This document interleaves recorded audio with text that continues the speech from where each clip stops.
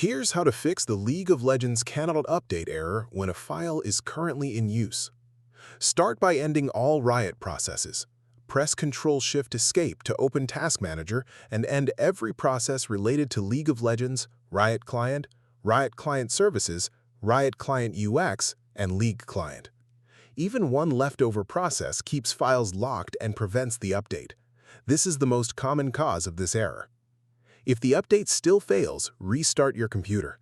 Windows sometimes keeps files locked even after closing apps, and a restart clears all locks cleanly.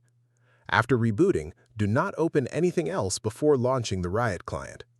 If the error continues, right-click the Riot client shortcut and select Run as Administrator.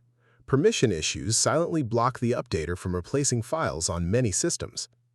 Next, temporarily disable your antivirus. Antivirus tools frequently quarantine League update files by mistake.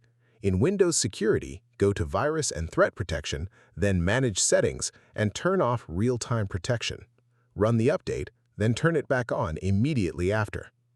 If none of those work, press Windows R, type %local app data, and delete the Riot Games folder. This clears the cache and forces the launcher to rebuild fresh files. Also, check the League installation folder for a file called lockfile and delete it. This file sometimes remains after an improper shutdown and blocks future updates entirely. If this helped you out, hit that subscribe button for more straight-to-the-point tutorials on step-by-click.